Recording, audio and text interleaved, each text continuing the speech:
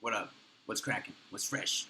Can you guys hear me? Let me know if you can hear me. Oh shit, it's What's fresh? Oh, I got it. Can Oh, you guys no, hear no, me? no. Let me know if Okay, you there we go. I muted myself.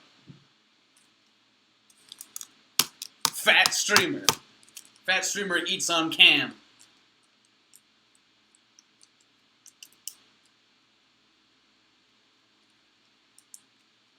Try around it. OMG. On my way to kill Emmett. TY. Tyler, not Tyler. TY. OMG is always dry. One of these days, I'm gonna actually eat it regular. But that day is a long time coming. Can you say "come" on stream? Because it's a normal word, right? They don't know which way if there's no context. It could be either one.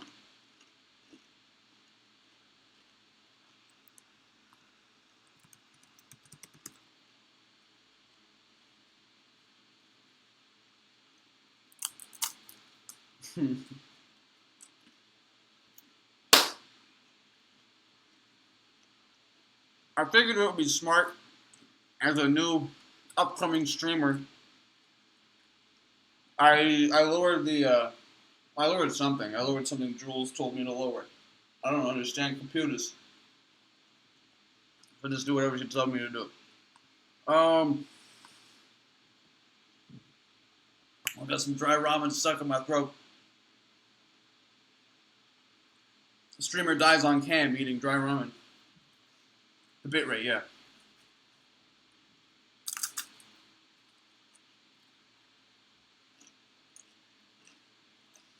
Well, no, so I figured as a new and upcoming streamer, what would be good strategically as it's a subject of my streams. Is I should rant about bigger internet presences that obviously have large fan bases. Whereas I have on Twitch none. I think that'd be a good idea. Because I'm a very angry guy. I get angry a lot. Logan Paul's too easy a target. Everything that needs to be said about him has already been said. It's like, you want another, controversial opinion? Jules is fine. Jules has been assisting me in all this stuff, so why would I say anything bad about Jules?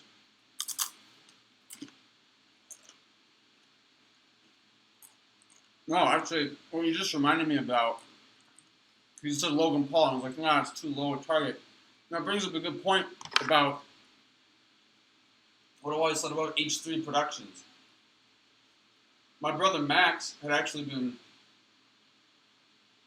subscribed to that guy before he even hit 50,000 subs. He was there at the beginning, man. He was there at 10,000 subs or something, I want to say. When he was making all this good shit. He made a lot of really good shit. And then when he blew up, when he really blew up, I mean, he'd been pretty, he'd been on the rise steadily, but what really made him blow up and garnish a new demographic of subscribers was when he made, Max is the OG, was when he made I forgot what it was called, but it was that video making fun of, people who smoke weed or whatever. Vape Nation, that was it. That was, in my opinion, that was the beginning of his downfall. All of his other videos were really insightful, really clever. The videos, or the people in question that his videos were about, were very niche and specialized and interesting.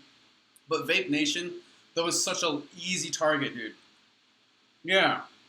Fucking, it's not funny at all. It's like when people try to make fun of Trump. Trump himself is already a joke. So, when Saturday Night Live tries to make fun of him, it's just stupid. It's not funny at all, because, you can't be funnier than Trump already is. And then, so after that, I noticed that he got, this huge new dumb group of subscribers. I didn't like it, and then all his content after that was just like not as clever, not as insightful. I think comedy should be a reflection and a critique of I don't know, not necessarily society, but something. And if comedy basically doesn't have anything to say, Emmett's far right. I don't know. I just lost interest after that. And then he just did his podcast. Like, everyone actually bashes his podcast because he's so. I don't know, man. His podcast isn't that interesting. He needs to leave the podcasting to Joe Rogan. Not anyone can do a podcast. Everyone thinks they can just do a podcast. I can do a podcast. I'd be down to be on someone's podcast at some point, and I have been, I guess. On like, it's like I have Bones.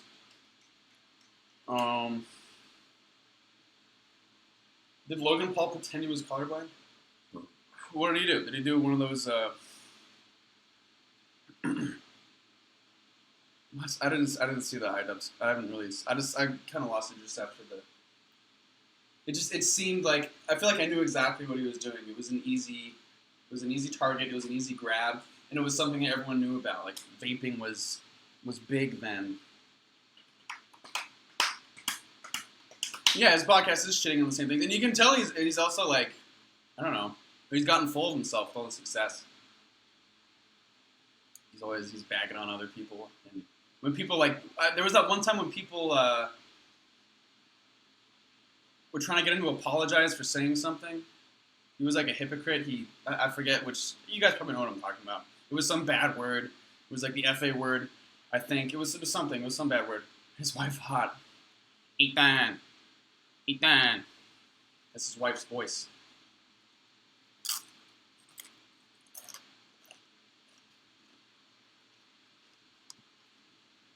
But anyway, so tons of his fans like came on him like, "Hey man, you're a hypocrite. You said people shouldn't say this certain word, and then like later in the podcast you said that exact word."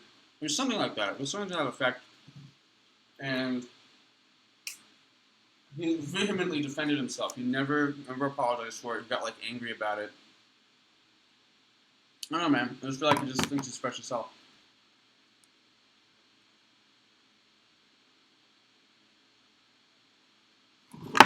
But see, like everyone, this is the other thing. Everyone knows Logan Paul is like this fucking piece of shit. Like he's not even in my periphery because. Well, I don't know. I'm just talking about like you gotta pick a substantial target if you're gonna like rip him down. Someone that could be critiqued. Because people like Logan Paul and like vapors and stuff, it's so one dimensional. Like there's nothing to be said about Logan Paul because everyone. I thought there was a consensus that he was like this. He's a piece of shit. Yeah, he's gonna get a yeah, exactly. You shouldn't put fuel in his fire though. That's what I said about like. Trump, before he was even president, everyone was writing articles about like what a bad guy, and like unbeknownst to them, they were giving him more press. Yeah, they were giving him more attention. It's not what you should do. Those idiots like that, you should just pretend they don't exist. Any attention is good attention, right? As the saying goes. So. I don't watch Content Cop. What he did with that what was that blonde lady? Her name begins with a T. He like found her at something, at some event. I look less greasy today. Thanks, dog. I was sweating a lot earlier, so. Yeah. That was pretty funny. That was pretty hardcore. Leafy. Yeah, isn't Leafy just like some... I hate those... A lot of YouTubers do this. They'll be like talking about whatever. Leafy does those videos where he just like talks about drama and shit. And then while he's talking about it, there's some completely unrelated gameplay footage. I don't get that. I fucking hate that. Like, I'm really feeling down today, guys. Keemstar was really bullying me. And then there's like... I don't even know what he plays. He plays like Call of Duty or some shit. There's just like footage of him playing Call of Duty over it. I don't get it. I don't understand the internet. Ugh. I don't know, man. Leaf was just a bully to me.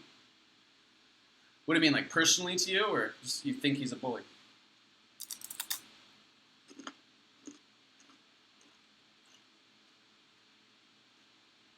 Just go, yeah.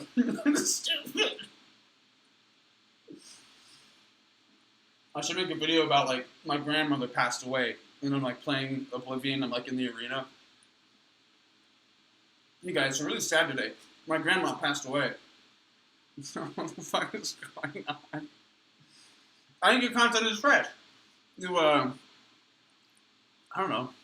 You seem genuinely interested in what your viewers have to say, and it's chill. It's like a welcoming atmosphere.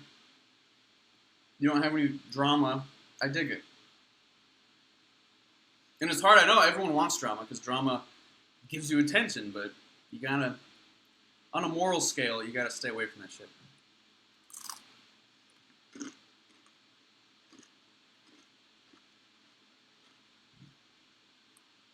Right, I'm so dumb, dude. But what was I gonna say? Oh yeah, okay. So, do you guys know? I always get notifications for his shit.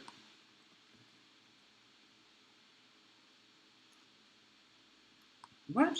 Why did that get? I had to okay that comment. I thought, oh, because you spelled like thought, probably. That was funny as hell.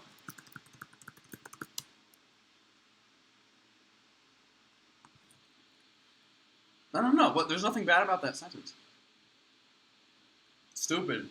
I hate Twitch, son. Every time I stream, I gotta say that at least once. Because I gotta be a contrarian. I got my letter opener right here. You can't see it. If I just move my arm a little bit. Oh! But it's in the leather sheath, so maybe it doesn't matter. No, okay, so there's a YouTuber named Daniel Thrasher who does, like, relatable music videos. Not music videos, videos about music. Do you guys know who that is? You probably do. You oh, okay, alright. Okay. I see. I never watched any of his stuff because I don't.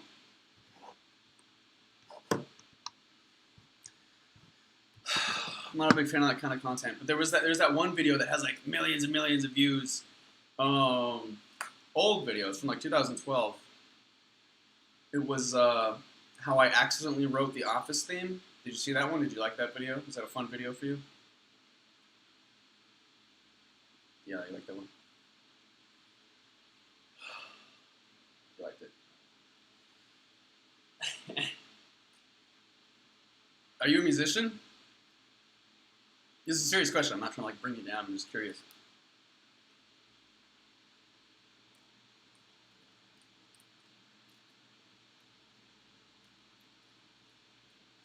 Fanny, it was a video called. You play the guitar, right? It was a video called "How I Accidentally Wrote the Office Theme." Just look that up; it'll come up. It has like 13 million views. Yeah, Jules, yeah, of course. Okay, so you guys probably know that 90% of the music we listen to these days is diatonic. That means it uses the same set of 7 pitches. Like if you go to a piano and play all the white notes from C to B, there's a scale. So everything we listen to does that. And sometimes the key will change, but when the key changes, it's the same. Okay, well, the first concept you gotta know is that it's not the notes themselves in music that matter, but it's the distance between the notes. It's the relationships between the notes that really make things sound the way they do. So when keys change in music,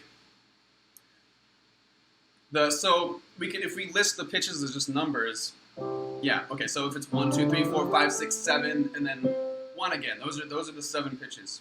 If you play a scale, you go from like C to C. That's where we get the word octave, means 8. 1, 2, 3, 4, 5, 6, 7, 8. But usually you're supposed to say 1, 2, 3, 4, 5, 6, 7, 1, because like 1 is always C. So when you change keys in a tune, all you're doing is changing where the 1 is. But I mean, you can hear it yeah, you can. So if I play a C scale, that has a specific sound to it, and I'll start it on D, and it's gonna there's gonna be some black notes in there and stuff, but it's gonna sound different at first because I'm starting on a different note. But you should hear how it sounds exactly the same once you've gotten used to it. So here's C, here's D. Right, you can hear it's like the same.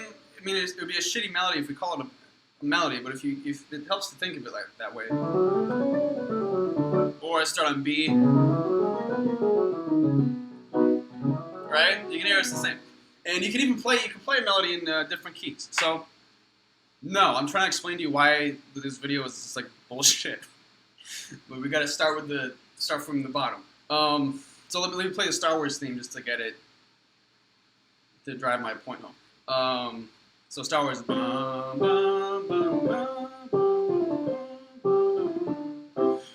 Let's play it in D. Alright, let's play it in B now. Right? Okay, so you see how you can hear that it shifted, but once you get going, it's the same melody. Alright, so that being said, those 7 pitches in a song can be played together in different combinations, and that's what gives us chords and so forth. But those 7 pitches all remain. So even if you do like a chord change, I think the Office chord changes, right? And so this was essentially his whole video was that he used this chord change. Right, this is the Office chord change. But it's also the chord change to like a million different things. And there's a video on YouTube that I think it's as popular, if not more than his. I think it's just called like the 4-chord song or something. And it's this medley of all these different songs that share those 4 chords. And again, you can play it, so I'll play these same chords in different keys. So that's C. I'll play it in D. We can do the Office theme. I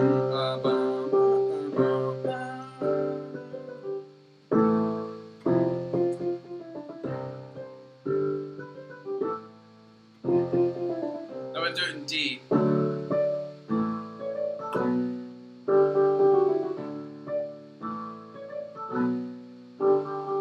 Alright, now let's do it in B.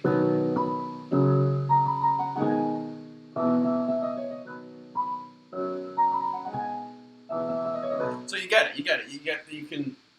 You can go wherever it needs to be in terms of the keys, but it always follows that same system of notes, and thus it sounds the same.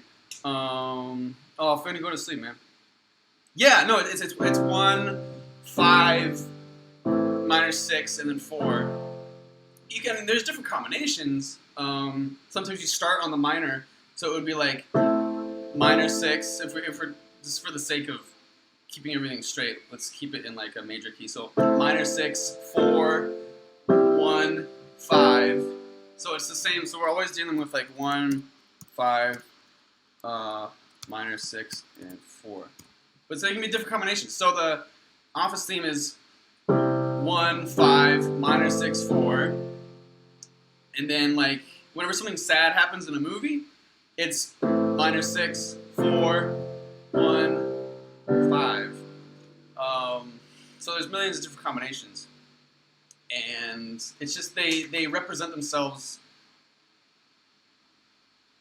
to us, and they sound nice together because they all fit within the key, blah, blah, blah. That level of composition is like not even, I don't even consider it. I won't delete the video. I didn't delete the last one. But okay, so the diatonic system is already set up for us. Yeah, I guess I'm doing a kind of content cop thing right now, aren't I? And so, no what? Yes.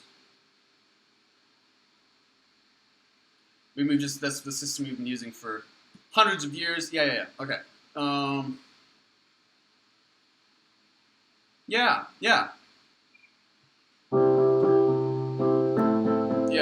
1 minor 6, 4, 5, 1. So, and then it does have a secondary dominant, which means that's another thing. It's a little bit spicier, but only by 1 chord. But essentially, you're exactly correct. Yeah, Hallelujah uses the same chords. All right. So my issue is watch what? All right, let me watch this real quick. What is this?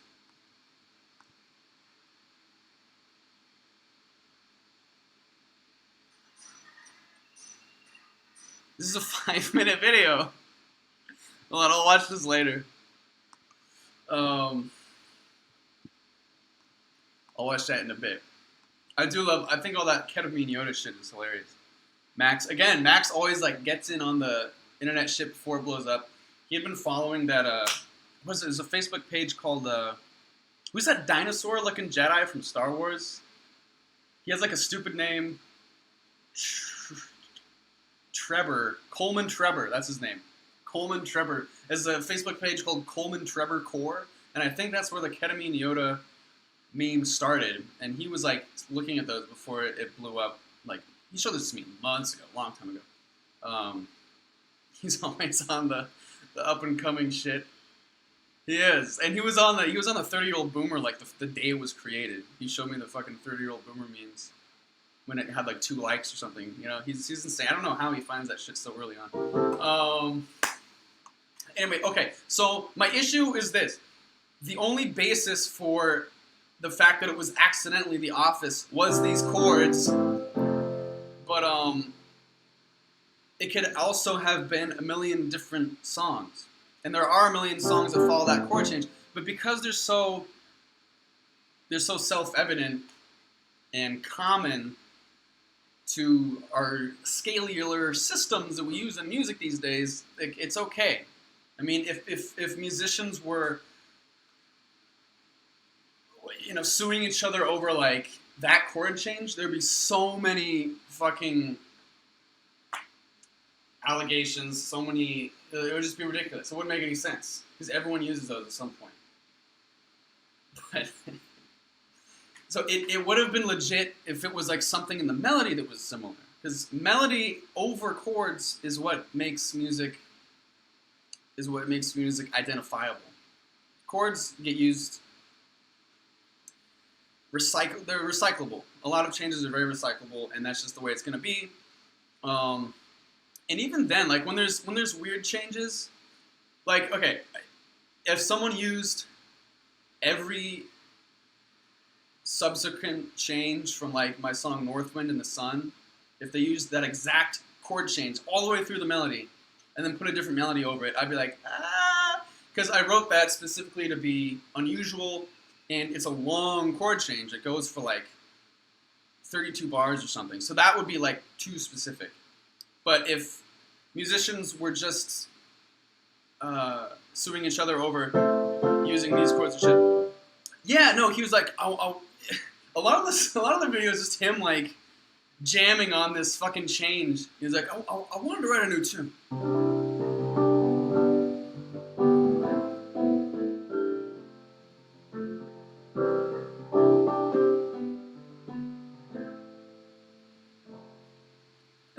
And then he was like, I wanted to put a little something, something on. I forget exactly what he says. And then basically and then I was like, wait a minute. And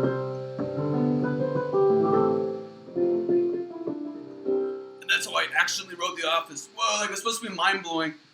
It fucking is not. It's not. His melody was so far from the theme, like you wouldn't have known. So many people use. Basically, what I'm saying is his video was bullshit, and he just did it because he knew he was going to get a lot of views on it. Because people don't understand music, will be like, whoa, whoa! But that stuff makes you so fucking angry. It doesn't mean anything.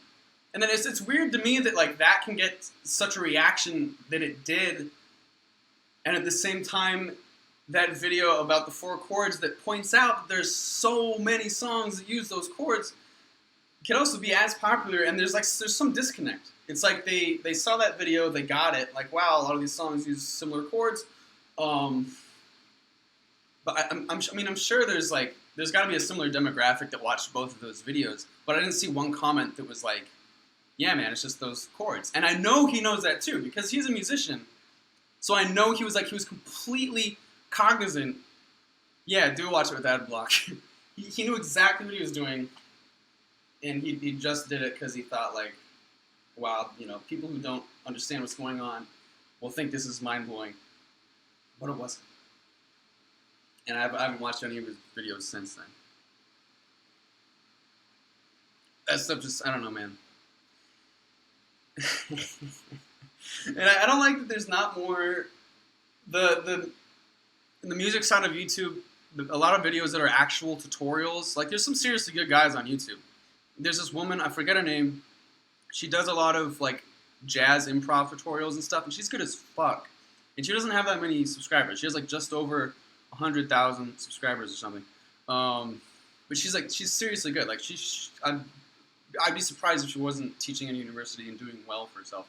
But then because that's, like, not consumeristic stuff, that it really doesn't get a lot of attention. But his, like, relatable, all his other video titles are, like, relatable things. Like, there was one that was, like, when you're trying to play piano at night, and, like, oh, we've all been there, I've tried to play, but, the keys are loud, what are you going to do, It's, like, it's all these, like, situational things, and it's, I don't know. I don't fucking know. I just wish there was more. Yeah, you have a good stream, too. I assume you're going to be streaming later. Love you all! But anyway, there's just, I don't know, man. This shit really irks me. Ugh, saying bye.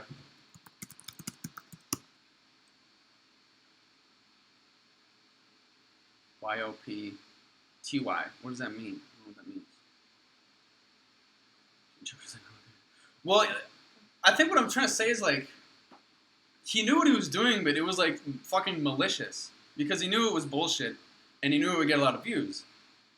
But then the people that are, like, actually genuinely trying to explain, like, new techniques and how music really works for people and all that, they're not, like, showmanshipy enough, and they don't get the views they really deserve. There's a cool channel called Two Set Violin. It's these two Asian Australian violinists, and they make videos. Their stuff is good. They really know what they're doing, and they actually discuss, like, technique, and you learn a lot. You learn a lot from them. Their videos are too, I don't know, man.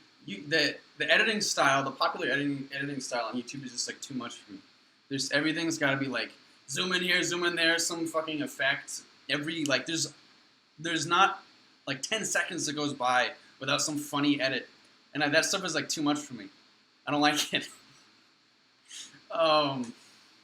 But besides that, the content itself is good, and you actually learn a lot. And they have overtaken Daniel Thrasher, thankfully. They have, like, over 1 million subs. Daniel Thrasher has, like, 750K, I think. So, man, the Zoom thing. The Zoom thing, I remember, like, in high school, that's when the Zoom thing was big, when I was in high school. And the first couple times I saw it, I was like, oh, it's really funny, But then it just became this, like, staple of the internet. And I don't know, man. I don't fucking know. It works sometimes. And then, like, following people's hands and shit when they speak, it's like, sometimes it works. But it's not that funny. What's this, a stream? Yeah, oh my god, it got so dark. Why did it get so dark? Alright,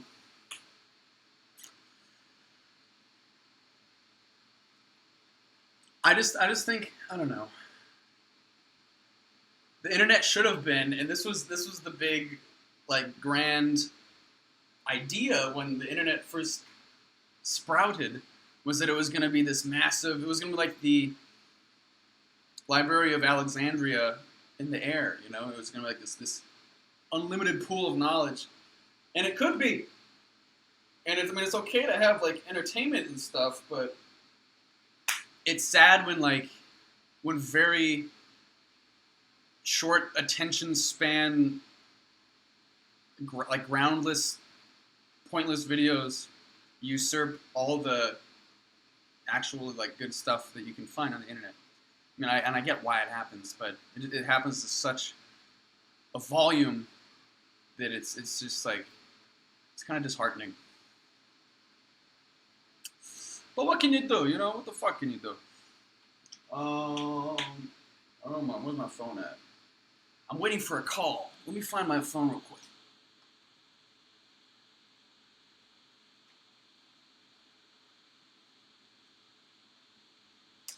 Yo, can someone call my phone? Where the fuck's my phone at?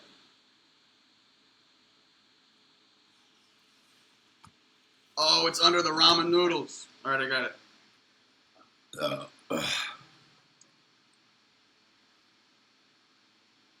And that's the other thing. Whenever the comments on Oblivion in Real Life 2 that trigger me the most.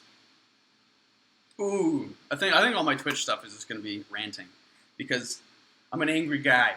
You guys probably know that like actually know me, but as wholesome as I try to present myself on the LaFave Bros, you know, stuff pisses me the fuck off. And the comments that really made me angry on the Oblivion in Real Life 2 video were like, the beginning was too slow. The actual video starts 3 minutes in. It's like, have you ever watched a movie? There's got to be a little build-up that makes it, the situational stuff is what makes it really interesting. Like, they just want instant gratification. They want to fucking come immediately and then, like, move on to something else. And it's so, they say it like they're like this really busy guy and they don't have time to watch an 8-minute video. But you know that, like, after they watch that video, they're going to watch 5 more videos, get a snack, like, jerk off, and then take a nap. You know? It's not like they're this really important guy that doesn't have time for your video. They just have no attention span. Thank you, man. We spent so much time on that. You guys will see. Max is, don't say this, but Max is editing I think I mentioned it on the Discord, but even so, don't mention it. Max is editing a big, like, making of documentary about it because there's so much that went into it. Right, but yeah, you need to see, like, the difference between, you need to get the setting, the initial idea that they're these normal guys. And, I mean, there's an element of immersion. I know it wasn't the most, like, high quality, high grade fucking cinematic experience, but I think that's part of what makes it fun. And that's part of what makes it magical, is that you got to establish that these are like modern, real world, normal guys. They go into this thing. If it had just started with, they wanted it to start in the scene where they get like lost with Max, and Max shows up. That would be, I don't know, man. That's too instantaneous. There's no build up. Yeah, I hate it. Yeah, man. But I mean, on the other hand, on that same token, we've gotten a lot of comments on the Let's Plays that say they really like that we're just like a chill, longer format Let's Play, which really makes me happy because I kind of want to. On the one hand, that is really the format we prefer, and on the other hand, I want to continue that format only because I want to like push against all the fucking 2 minutes hyper edited crap. Like I don't know, man. I want people to be able to sit down and look at something for more than 5 minutes. Oh, I don't like that everything's so quick these days. It's not good for us. Against a really good. Oh yeah, is there an anime that's like too long or something? Yeah, no, fuck those people, dude. And it scares me, and it gets to me too. It's hard for me to read these days. I gotta read in really short spurts, and if I read too long, I start like fucking like speed reading. I don't really totally get the information in because I'm reading so fast, and I catch like my legs jiggling and shit because we're so used to like everything happening that we're fucking lost for attention spans. It's sad, dude. I've been trying to read more lately because of that. I'm trying to go against the grain. And I love PewDiePie for like, I know he went on this thing for a while. He was like trying to get people to read. And he had like a reading list he wanted people to do. That was so cool. He's like the biggest YouTuber advocating for reading. That's sick as fuck. Amazon reading. Yeah, I do more writing than I do reading, which is not good. You're supposed to do way more reading than you do writing, but so I'm trying to level it out. I have been reading a lot of. I've always loved fairy tales, and that's why I've been trying to. Just want to get the story faster. I don't know what it is. I mean, I think it's just my brain. Like it wants because of because of just the general way and that things are paced these days. Even with film, like you watch old movies, they're so slow. Not that makes them bad, but you gotta kind of like reorient and get like ready for the pacing because movies these days are like very, very, very fast paced in terms of pacing against older movies. But for some, I think it's when you read. I mean, they always say that like watching something is a passive process because it's like it's coming at you. But reading is an active process because you're the one that's like has to make sense of the words, and it's a different thing. But because I think I have control over the pace to a degree, because you can read at different paces, that I get like I want to do it as fast as I can. But then it ends up being bad because you gotta like reread and stuff. I always catch myself speed reading, and then after I've like finished a passage, I take a breath and I realize I didn't actually understand any of that. I was just reading like word, you know? And then you just like, I don't know if that happens to anyone else, but that happens to me a lot. So I end up, it's like the tortoise and the hare, man. I end up going way too fast, so I have to fucking go back. That's not what happens in the tortoise and the hare. But you get what I'm trying to say. But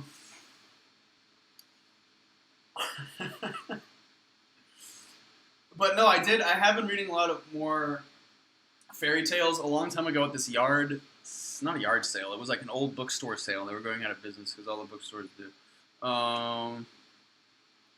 Yeah, I think a disconnect happens to all of us. And I hate it. But yeah, I found this huge old set. It was from like the 30s or the 40s. Old set of like children's everything. It was children's like short stories and poems and music. It was back in the day when like everyone had a piano and everyone could read a little bit. So this book, like a normal book you would read, in the back of it, it had a bunch of like sheet music, little songs for kids. It was so cool. It's such a different world. They just expect like, hey, you know, I'm sure they have a piano at home, and I'm sure the mom can read music, and they can just do this. It's so cool. That world is gone, but it's nice to see hints of it. But anyway, that's the same set of books that I first read The North Wind and the Sun from, which is it's a fable by Aesop, that ancient Greek dude who also made The Tortoise and the Hare. And I've been trying to read more. A lot of them are really weird though. They had such a different sense of humor. Their sense of humor was very violent. There was one where this saint, it was like Saint Nicholas, basically, it was about two brothers, and Saint Nicholas blessed them with this strange power. It was whatever activity you begin at sundown, you will repeat until the morning or something. So basically, this poor brother had a few coins, and he was like putting his coins in his dresser. And he started doing that at sundown, so the bag became like bottomless, and he was just like, he had this like fortune by the end of the night because he started that at the right time, right at sundown, and so like he just kept, his house was fucking like filled with coins. It was weird, but so you know, he was very like humble about it and grateful for it. But the other brother wanted to be like better. And so he was like, oh, how am I going to best that? He has this incredible fortune. So he like sat down with his wife, and he was like, you know, what can we do to, what ideas should we come up with? What activities should we pursue through the night that, you know, can be better than this incredible fortune? And the wife like didn't have any ideas. He was sitting down like racking his brain. He couldn't figure anything out. And his wife had like gone out to feed pigs or something. And so he went out to check on her. He goes out to check on her, and he gets mad that like she's wasting wasting the time, this valuable time that they could be thinking about what they should do to sort of, you know, change their lives forever by feeding pigs. He just went out and like fed them water or something. So he gets mad at that, and he starts beating her. And he starts, right as he starts beating her, it's sundown. So he beats her through the whole night. He's just fucking beating her in their backyard. And it like talks like the townspeople are coming around like to witness it. But the creepiest part was that it described this in like a comical fashion. It was like you're supposed to laugh. And that's just how it ended. That was the story. It was so weird. And then there was another one that was by like I didn't recognize the guy. But I didn't recognize the author. But the other story I read was by Charles Dickens, who was obviously a very well-known author. So I was like, oh, this one's going to be good. And remember, these are for kids. And I don't have anything against like violence and gruesomeness when there's a point to it. And that's why I actually don't like the Disney remakes of the Brothers Grimm stories. Like, I think there's a point to the pain that Ariel goes through when she develops legs instead of you know, a tail and just like bleeding and shit. There's significance to that pain. And so when everything's like happy-go-lucky in the Disney stories, when they take that out, it's like it diminishes some of the value of the story. But with this stuff, you're honest to God, you're just supposed to laugh. So the other story I read by Charles Dickens was called The Magic Fishbone or something. It was about a king whose kingdom wasn't doing well. They were poor, and he was given a magic fishbone by a fairy, and the fairy told him, "You cannot use this. This won't work for you, but it will work for your eldest daughter. Her name is like Alicia. So Princess Alicia, she was like 7 years old. She gets the fishbone, and basically the king is just like he's like gone for most of the story." But there are all these misadventures that Alicia has to go through. There's like, this king has like 18 kids or something ridiculous, and Alicia is the eldest at 7 years old.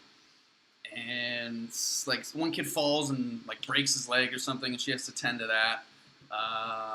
She has to cook for all the kids. She had to go out and like get food for the kids. The queen becomes ill. She has to take care of the queen. All this shit. And so every time she like, but she fixes it all herself. She doesn't use the wishbone. And there's one of those things where there's a lot of repetition in these old children's stories. So every time she completes an action, like cooking dinner or something, the king will come over and he'd be like, "Where's the fishbone?" And she's like, "Yo, I got it." And then he's like, "Why didn't you use it?" And then she's like, "Oh, we good, you know. I don't totally need it." And so by the end, she's like done everything she can. And, you know, the kingdom is still poor at the end of the day. So the king comes back, and he's like, "Yo, I've tried everything I can. I think we're fucked, basically." And so she's like, "All right, I guess we'll use the fishbone." And then she like kisses the fishbone, and then money starts like pouring down their chimney, and everything's happy. But so earlier in the story, there was a pug, like a dog, and it was just quickly mentioned how this dog like barked through the night and it was annoying. And so as like like a lot of old kids shows will have like one funny sweet little joke at the end. So as if it was supposed to be that, like one haha everything's happy little joke at the end just to make you like a last laugh. They feed it to the annoying dog, and the dog chokes on it and dies. And it was supposed to be like, haha, good, that dog was annoying.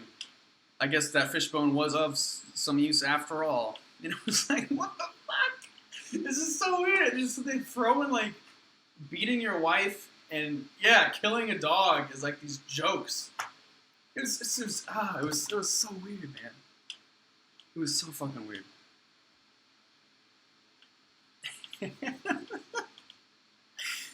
Yeah, they were. And it just really wasn't that good of a story anyway. There was no arc to the princess. Like, she I mean, I get the moral that you need to do everything you can. It's almost like when you're playing a video game, you want to do everything you possibly can in this level before you go to the next level, right? I mean, that was kind of the vibe I got from the moral. But she never was tempted to use the fishbone once. She just straight up never used it. She like everything. So it's like she knew the moral of the story the whole time, which is not usually, right? I mean, the character is supposed to either figure it out too late and it's like tragic, or he like figures it out in the nick of time. There's got to be some arc, but Princess Alicia was just like great through the whole thing. So it wasn't that compelling because of that. Yeah. But I mean, if you guys ever want to read fables, stick with Aesop. He spells his name Aesop. He's really good. He did Tortoise and the Hare, North Wind and the Sun, which if you haven't read the actual North Wind and the Sun, you should. It's really good. And there's another one I read of his. It was really short. It was really sad though. And this one had a great, great moral to it that it's not like anything I've really heard before. It was about a lion. It's called The Lion in Love. It was about a lion that wanted to marry this beautiful woman, and he's like a noble lion, right? He's a nice guy. He's a gentleman lion, and so he goes to the woman's father, and basically, he says, "Hey, can I have your daughter's hand in the wedding? I love her." And the father says, "Yeah, I'm very flattered. You're a great guy and all, but but you'd probably be too scary for my daughter because you got these big claws and you got these big teeth. So I think she would only like you if you get rid of that stuff." So he's like, all right. So he goes off and he gets declawed and like detoothed. I don't know. I forget. I don't know exactly how that actually works. There's a lot of stuff that you just gotta kind of yeah. And so the lion. There's different ways a story can end. I think there's two ways the story can end. So the lion comes back to the father. He's like, all right, I've done this. Like you said, now can I marry your daughter? And now the lion is defenseless, right? He kind of gave up his identity. He gave up what makes a lion a lion. So in some versions of it, the father straight up kills the lion and they like eat him for food. And then in other stories, the father just like laughs him off, and I think he has like his buddies and they catch the lion, and like that's it. So basically, I mean, the moral of the story is like you don't give up your identity for anything, Don't give up what makes you you. It was very powerful. I posted it on the Discord. It was really short. It was just like a couple lines. But that one really hit me. That was a good one. The shorter ones are usually the more powerful ones. Aesop is good with that shit. But, yeah. You know what I mean? Yeah, fables are good. And again, I mean, talking about short attention spans, there's a tremendous amount of brevity with most of them. I mean, you get a lot in a short time. So is there one with like...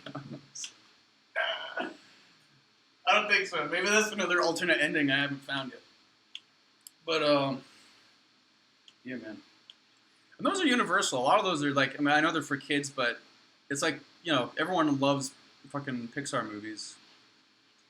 Everyone loved, what was that like, one about the emotions in her head, Inside Out or whatever. And everyone loves, like, I haven't seen the new Toy Story, but, like, those are timeless, And a lot of children's stories dating back, even farther to ancient Greece are as well, I think, universal. And that's the mark of, like, a great piece. Whether it be a story, whether it be a song, whatever. But,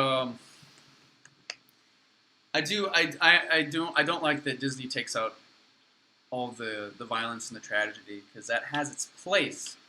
It doesn't have its place for the sake of being violent or tragic, but there's an important message in that danger. And I know a lot of those Brothers Grimm stories were like fucking brutal. And Yeah, no, and it's good that even kids read that stuff because I mean you shouldn't go into the world thinking everything's like fucking great. And a lot of the times, the violence is a metaphor for like heartbreak or something else. It's not necessarily like literal violence that they're talking about in the story, but it's like it's a warning, and it's an important warning. That kind of violence in storytelling. I mean, things don't need to be violent or tragic, but if it warrants it, then you should be able to do it. And I hate that Disney always takes that stuff out. Everything's like fine. Even when there is a death, they play it off in such a safe way that it still makes you feel like everything is okay. I don't think there's ever been like a moment in a Disney movie where you've actually felt like, oh fuck, like they're screwed, you know? When they try to, even like in the Infinity War, when they all fade away at the end, you're like, you know they're gonna come back to life. Yeah, I had no question. The end of the Last Jedi.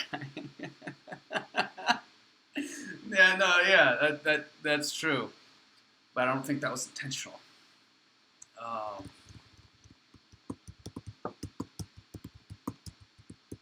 Shrek's death against Prince Charming. I only watched the first Shrek. I didn't watch any of the other ones. Does Shrek die against Prince Charming? Just like straight up die? Yeah, the new story. Yeah, the violence is always just like fucking this safe ass shit.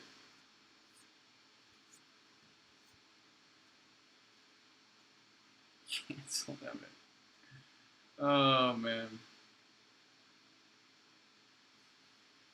Yeah, man. Shrek. I like Shrek. I like the first Shrek. Fiona. Whoa, she's a girl and she can kick butt. Remember that scene where she does all that like Matrix karate in the woods? That was some dumb shit. Forgot to eat my other ramen. Tell me your university experience. My university experience has not been that great, actually. Oh fuck.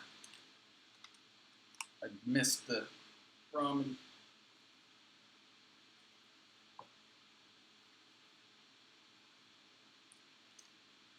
I feel like if I were doing like a sport or STEM or something, I would be more engaged. But or even like a performance program,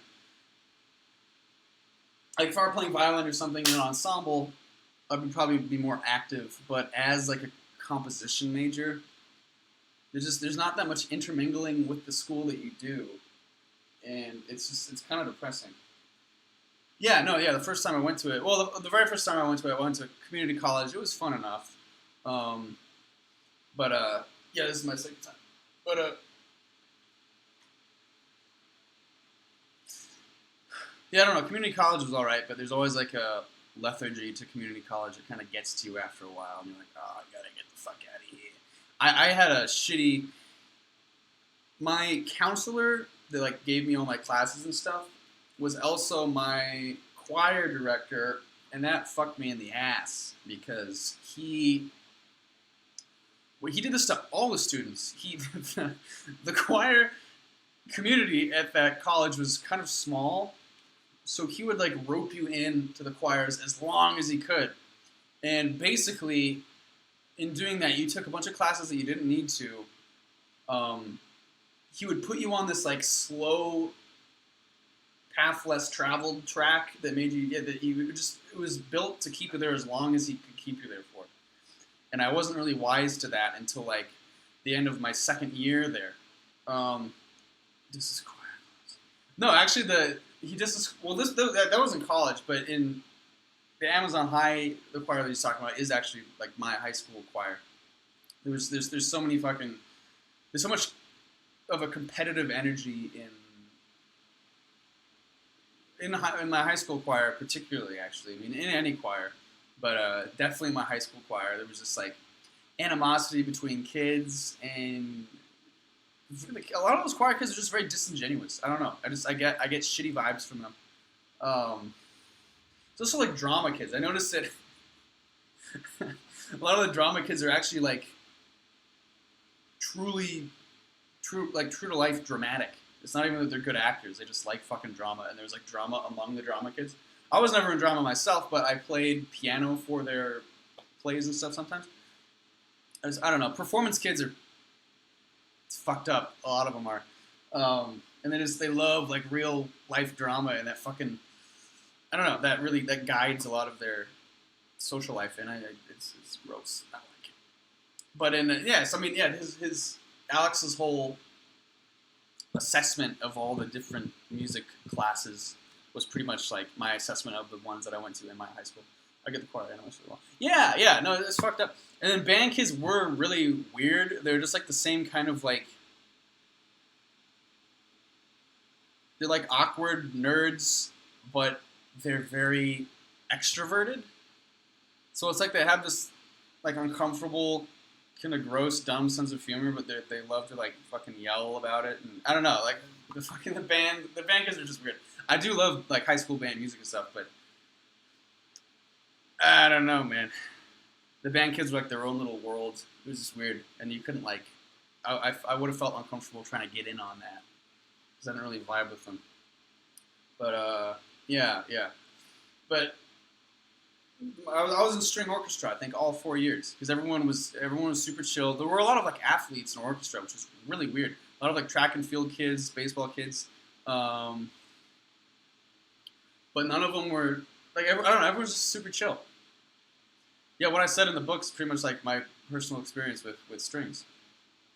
Everyone was just, I don't know what it is about strings that like you get a little bit of everything. That's what made it so cool.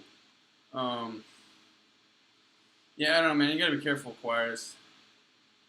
Well, from my experience, they've been evil. They try to keep you as long as they can.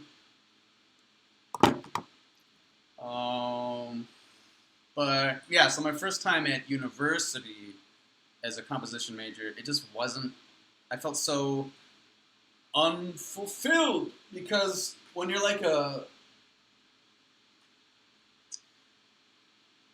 in your first couple of composition classes, they make you like what Sanguine Booty Shorts was talking about. They were making her compose a chaconne, which is just that like it's like a style of composition, but these days it's almost irrelevant. Like it doesn't translate very well into modern music. But a chaconne is basically like a kind of piece with a recurring harmonic melody, or not a melody, but a recurring harmonic thing. It's like basically like a chord change that repeats, basically. And then there's variations over that. So like maybe it's different forms of that harmony, different melodies over the harmony, blah blah blah blah. Anyway, so I mean, you can see how that's like. I don't know. That's why you could almost call all pop these days a chaconne because it's all like the same chord changes over different verses and different choruses and all that, but it's the same chord change. So that's basically a chaconne. But so they made it write that, and they do that kind of shit in the first couple years. Like they would make me write impressionist music. They would make me write 12-tone music. So if you don't know what 12-tone music is, I wouldn't assume you do. Maybe you do. I fucking hate it. Some of it's kind of interesting. I'm not good at it, and I think the idea is kind of silly. It's something that you would come up with like on the fly when you're with your friends. Like, hey, let's see if we can do this. What if blah, blah, blah. Okay, so 12-tone music is...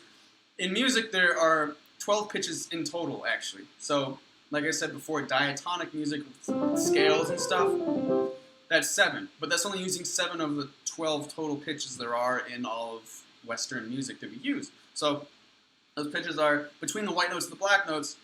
It's C, C sharp, or D flat. It's the same thing. D, D sharp or E flat. E, F is 6, and then F sharp, G, G sharp, A, B flat, B, and then you're back to C. So it's 1, 2, 3, 4, 5, 6, 7, 8, 9, 10, 11, 12. That's it. I mean, there's different octaves and stuff, right? But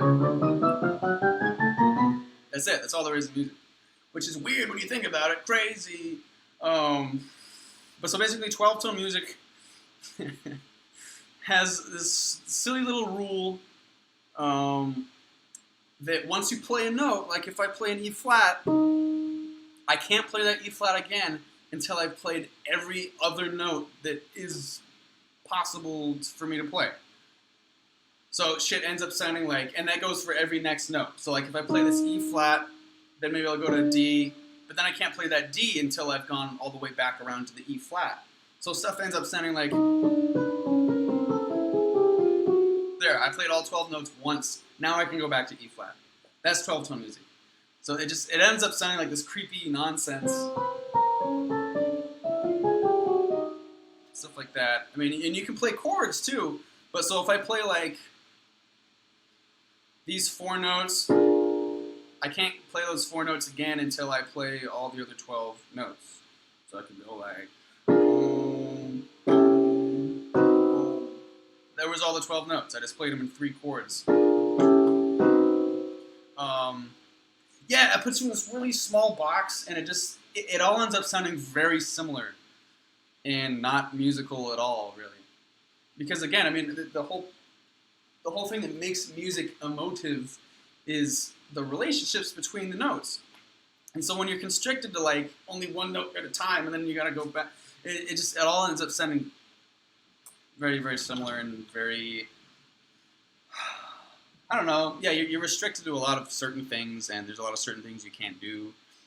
But that's the big music in the classical world right now, and that's probably why no one listens to fucking classical music anymore, because it sounds like ass. Some of it sounds kind of cool, but most of it sounds like ass. So they made you write that kind of stuff. They made you write this kind of stuff. And like I love Impressionist music. That's like people like Debussy and Ravel. It's all like it sounds like water. They say it's in Clair de Lune. Right, that's Debussy. Stuff like that. So it's very beautiful stuff. But I mean, the thing you got to realize is, I don't know. When these guys made these genres, they weren't thinking like, I'm going to make a new genre. It was just them. Like, this is like what they wanted to make. So they just made it. It was a very organic process. So I get that as a composer, you should be able to identify each genre and the composers that wrote within that genre and so forth. But those things, genres and so forth, those are only assigned in hindsight. So, right, I mean, like Debussy wasn't like, I'm going to make Impressionism. He vibed with like a lot of the Impressionist paintings that were being painted at that time, like, landscape paintings and stuff. But I don't know. I have trouble believing that he was like, this is going to be the new genre. I think he was just writing what he wanted to write.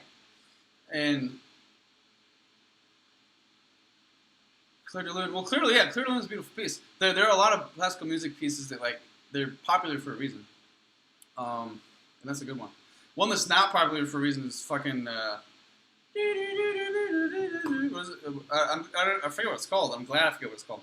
That one, that was found in like at the bottom of one of Beethoven's dressers after he died. He didn't want anyone to fucking hear that because he knew it was not very good. And then unfortunately, someone found it after he died and was like, "This is a masterpiece," but it's actually not that good. I know it's like, how could you say that, bro? You don't think? What is it called?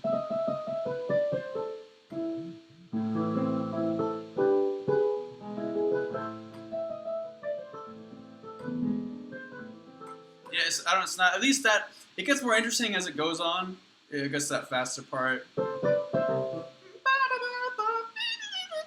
Furlies, thank you. Yeah, I mean it's all right, but yeah, I mean again, like it's so prevalent in classical music that like if you say it's not fucking amazing, everyone's like, "What are you talking about, dog?"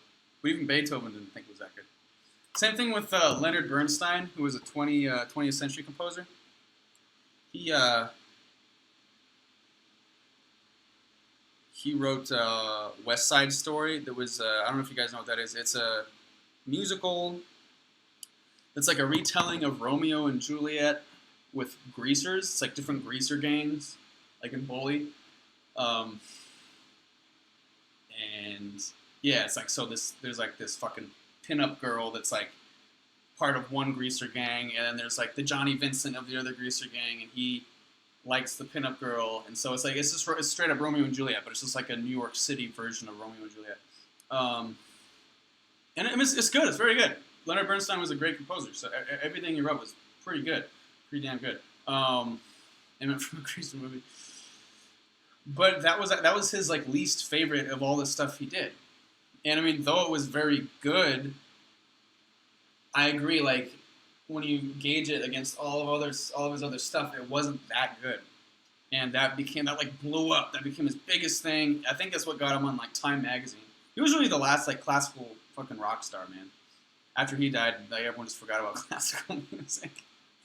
But yeah, so that happens to a lot of guys. Like the stuff that they're like kind of lukewarm about ends up fucking blowing up. It's kind of sad. Yeah, it's weird. It's fucking weird. And yeah, it happens these days. There's a lot of musicians who will like, they'll be like one-hit wonders, and in interviews they're like, I don't know what fucking one liked it. The one I do understand though is I remember Stan Lee was like, I don't know why everyone likes Spider-Man. I know it's not music, but it's like the same idea. He made Spider-Man, and like that blew up. Everyone loved Spider-Man. But I told you, he's like, Spider-Man's like the only relatable hero he had written. Not that the other ones are bad, but like Captain America, that literally started as like World War II propaganda, like American propaganda, right?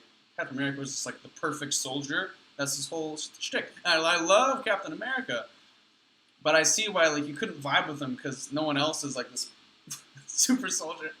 And then the Hulk. And then the whole idea for the Hulk was that he was supposed to be a fusion of Frankenstein and Dr. Jekyll and Mr. Hyde, which was like a cool idea. But again, there's not.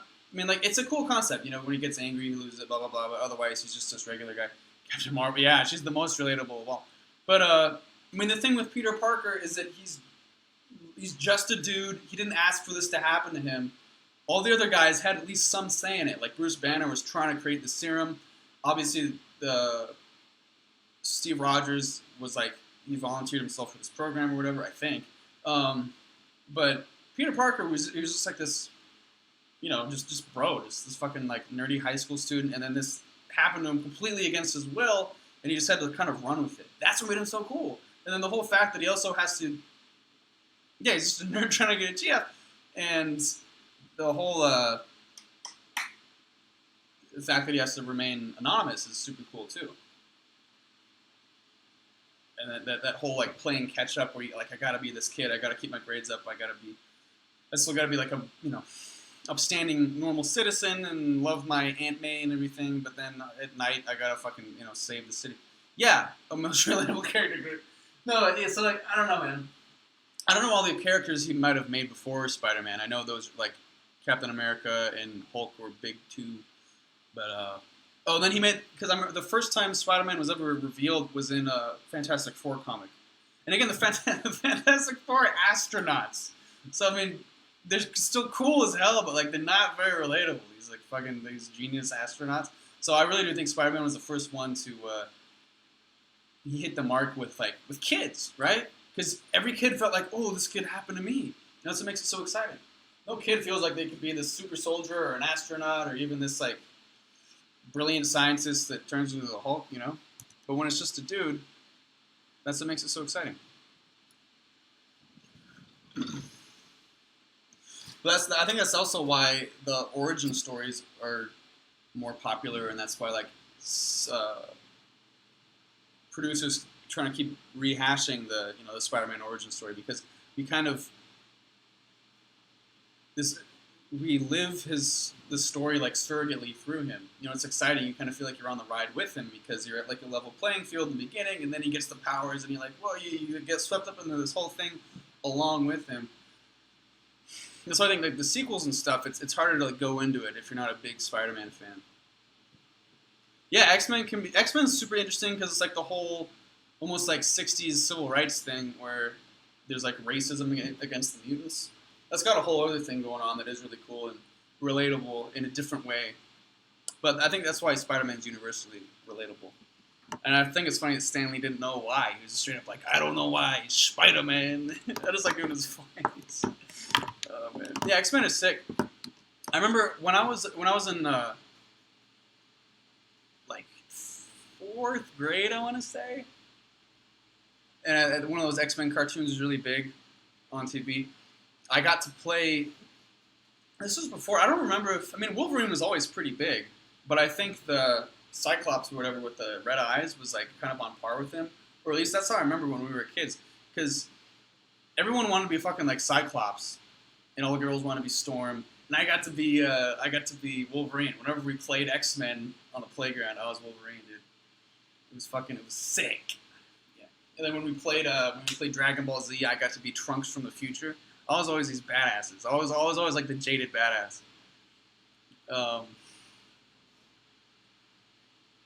I'm really supposed to Thor. I like Thor. I liked the Thor a lot in Endgame. I don't even think, not even for the funny thing. I mean, it was cool that it was funny and like more laid back or whatever. But I think like when they first fight Thanos, well, not when they first fight Thanos, when they go in for the final battle with Thanos, and he like conjures the weapons, and then his hair like is done up, and then he's fucking like. I like that he's got a gut and shit. He looks more like a real Viking there. It's sick as fuck. I felt like I was watching like, Beowulf or some honest to god Viking hero at that point. Before he was too like perfect and I'm the hero. But when he had more of a this almost grossness to him, like that was so fucking cool. That was peak Thor. And he was like dual wielding and shit. That was so cool, man. That was like the best part of the movie to me, was just seeing that. And then seeing Ant-Man punch that alien ship. That was sick as fuck too. Literally, there's just that one shot of him fucking decking the ship. That was so cool. The favorite part of the movie. Yeah, man. I don't know, but the base idea of Thor is crazy to me. Wonder Woman's like a descendant of gods, but then Thor is just straight up God. Like it's just weird to like throw in. All right, here's Peter Parker. He accidentally got bit by a spider. Even Iron Man, like he's a brilliant scientist or whatever. He made this iron suit, and then straight up Thor from Norse mythology. Like it's so out of place. Like what just happened? We were kind of grounded in this like fantastical scientific world, and then there's fucking Thor. It never made sense to me. And I get that at least in the cinematic universe, they make magic like this higher form of science, whatever. But it's like a shitty excuse. I don't know. I mean, it looks good in the movies, and you don't even think about it. They do a good job like assimilating it, but yeah, Thor fighting in New York against aliens. Just like that sentence alone is so like gross. There's too much going on. Thor in New York, and then there's aliens. Like you gotta pick one, too, or at least just pick two. Like there's too much stuff going on at once. This aesthetically, it's like. Oh. I remember the first Avengers I like walked out of. I was with like two guys I didn't even know that well, but we're like kind of buddies, and it was like this big movie, right? So we went to go see it, and I remember being so fucking bored. Right at when it does that panning shot of all the heroes, when they like officially team up in New York for the first time. You know what I'm talking about. My friend like called me, and I remember being so excited for the call because I had an excuse to fucking leave because I didn't want to watch like CGI aliens for however many hours. It was just, I don't know, it's just like, it's too much. Too much going on for me. Oh, man. The first Avengers were not good. And then when the second one came out, I was dating this girl that like hated that shit. She was the classic like, ew, that's nerdy. But in like a cool, funny way. And I knew she would hate it. So I took her to see the second Avengers, The Age of Ultron. And yeah, she fucking hated it, dude. It was so funny. I watched that movie more as a prank than anything. Infinity War and Endgame are definitely more compelling, but it's all just too much shit. And Max was joking. I remember Max was joking after we got out of Infinity War. He was like, all the fucking dust that the heroes turned into is just gonna like recongregate, and then the fucking theme's gonna play, and they're all gonna. And that's essentially what happened. They came out of the portals, and they were all back, right? I mean, like, there's no consequences in those movies.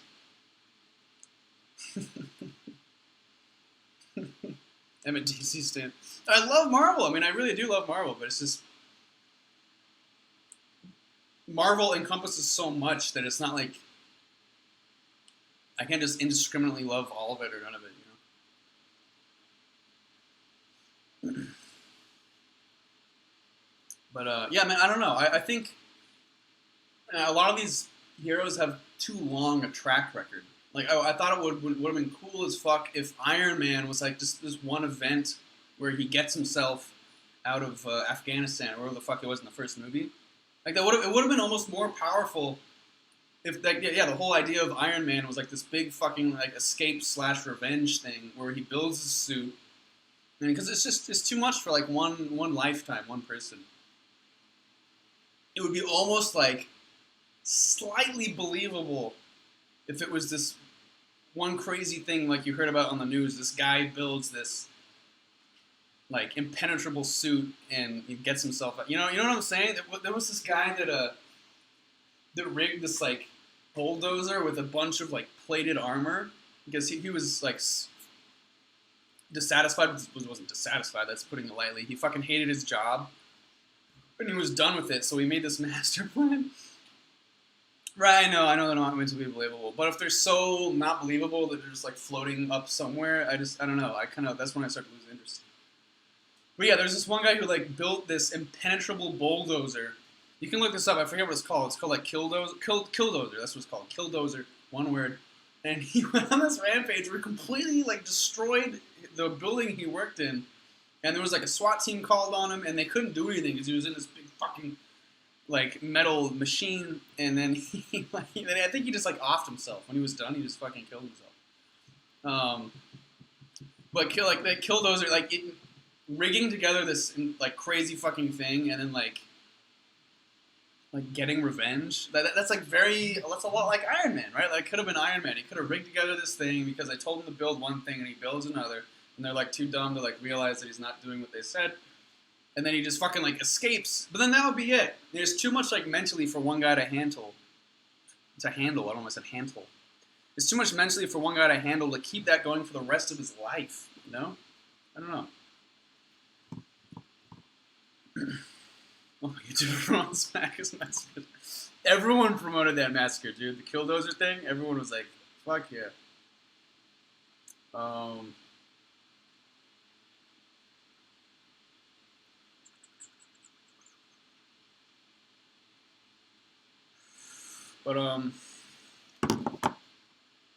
And the same with Hulk. If it were one crazy, like tumultuous event where he turned into the Hulk once and like did all this shit, you know. I don't know. I think it's cool if it's one more. As Ben said on the Unfazed podcast, there's always like a cube or a sphincter there. Yeah, dude. Oh man. Dumb. Yeah, they always lose. They need to. I hate all all this inner turmoil. The more Hulk's a fetish movie. I guess it is nowadays. I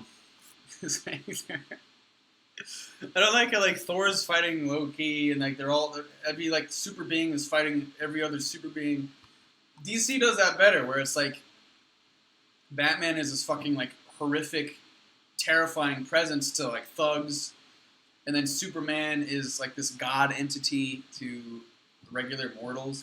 That whole dynamic is way more interesting to me than like Hulk getting the magic or Thor getting the magical gem from Loki, another god. It's like when everything's on this like same. It's like a fighting game at that point, which is true. Like it's fun in its own right, but what makes those superhero stories more interesting is that when you're like aware that they're super, right? And now that there's so many superheroes now, all on screen at once, and regular people, like the only time you see regular people in a shot is just like when they're in the background before shit's about to go down, or when they're running away in the background after shit has gone down. So it's like I don't know. Everyone's on the same boat, but their different views make them enemies. Right? No, they do, but I don't know. Brie Larson flying through space. I don't know. She's like solar powered, right? Her story doesn't make any sense either. Or her origin story. Some solar powered spaceship blew up and she was near it at the time, and instead of it destroying her, the solar power like fused with her. It didn't make. It was like the most. I mean, I know they're all far fetched, but that one just straight up. There was no. There was no thought that went into that. Oh man, there's no thought that went into that one. And that being said, because like the way she got her powers is so vague and nonsensical, her powers can be vague too. Like she's like the most powerful one because she's like a sun, right? She's a black body. Brie Larson is a black body.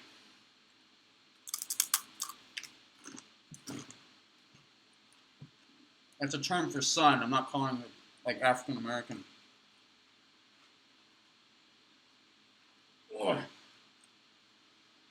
I'm gonna kill Thanos, said in the bitchiest way. Yeah. She was such a bitch in Endgame. I hated her in Endgame.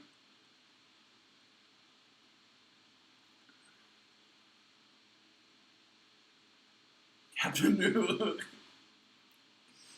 Oh man. Captain Nuke could be like pretty intense, man. And the original Captain Marvel was Shazam, right? Which is way cooler. Shazam is cool as hell.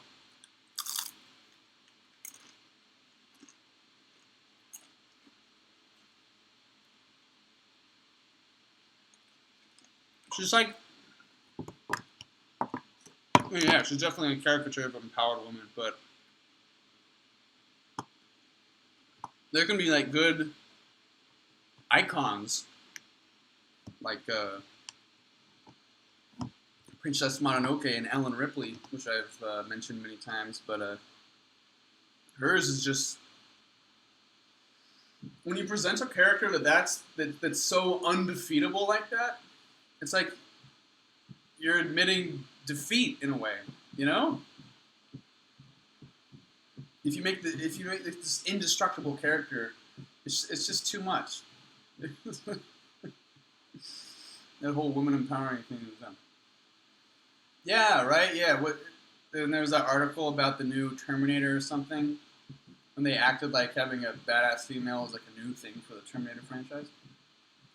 But that everyone's starting to catch it now. Everyone was like, "Oh, the fact that there's so many articles talking about how it's gonna like make the misogynists angry. If that's the only thing the movie has going for it, then it's gonna be a shit movie." And like people pointed that out. Finally, I'm so glad.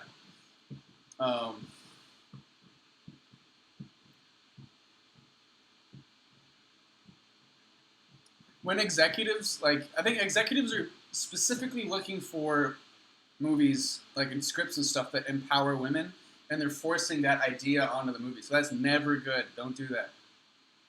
If it's going to happen, it's just going to happen organically, right?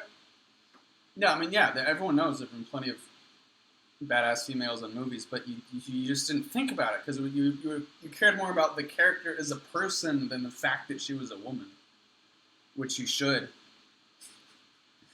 But, yeah. Oh.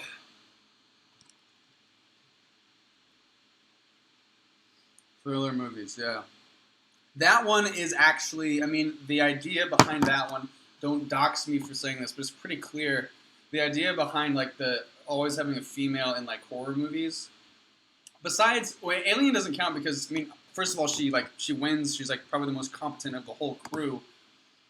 And the script was written without genders in mind. So, like, Ripley could have been anyone. It was only after they casted them that they were like, all right, Ellen Ripley. But the whole thing about, I haven't even said it yet, the whole thing about women being the primary, like, target in thrillers is that they can't defend themselves as well, right? If it's this big, burly man, you're, like, not really as worried, I guess. But if it's, like, this girl, you're like, oh shit, you know, she seems more vulnerable. So I think that's pretty like self-evident, at least to me. Oh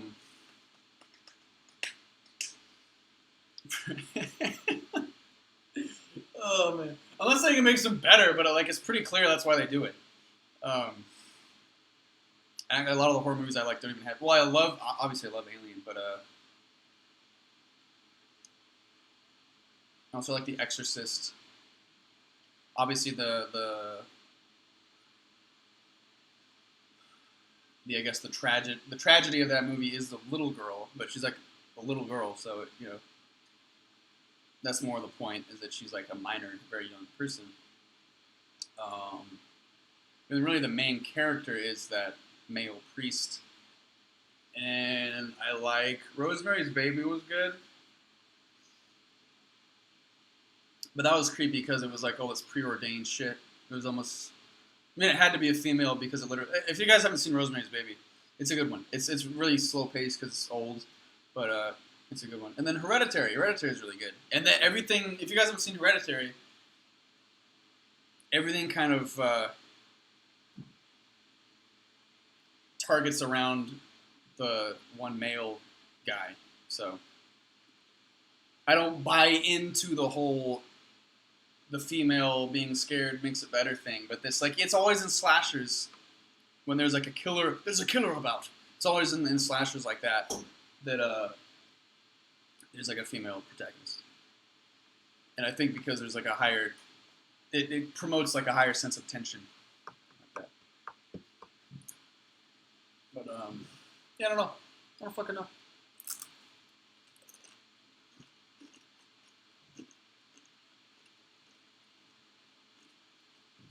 How long have we been streaming for, guys? We've been streaming for a fucking while. I tried to set up like the whole process to like set up gaming has been so convoluted for me because the Elgato app and software doesn't go well with Macs. And I know, don't at me for having a Mac because I got this Mac when I started 1.5 hours. Holy shit! All right, I'll wrap this up soon. I got a Mac when I started my composition degree because they're good for producing music, so it made sense. Little did I know we were going to start this YouTube channel and everything, and I'd be doing all this gaming and blah blah blah. So I would have gotten like an Alienware laptop or something had I known. But yeah, the Elgato and Mac don't go well together. So I have OBS and I have Elgato, and I figured out I got a third app that links the Elgato video capture with OBS. But between now that I'm like fucking skipping rocks with different apps, there's so much lag time that it would be like unwatchable. I tested it out yesterday, and because I'm still being recorded straight through OBS, but the game is being recorded through two separate apps, or really three separate apps before it gets to OBS, that I'd be like reacting to shit, and then the thing I react to happens like 10 seconds later. So it would be so stupid. I gotta figure out a better way. And OBS doesn't even recognize the actual device. Like if I plug in the Elgato device straight to my computer, only the Elgato app recognizes it as like a video capture device. Yeah, thank you, Moochie. I fixed it. Well, actually, Jules helped me fix the bit rate. So it should be smoother now. Good shit. Good shit. It's 10-second delay reaction. Yeah, that'd be so stupid to watch. I wouldn't watch that.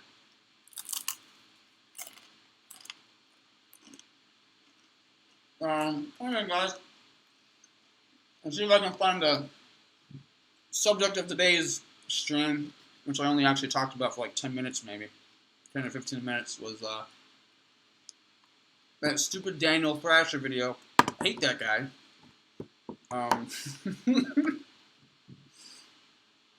I'll find another video that grinds my gears tomorrow maybe. You know, we'll discuss that. And then the conversation will just sort of, I guess, go from there. Very first drama. Emma LaFave versus Daniel Thrasher? Who will win in this all-out YouTuber boxing match?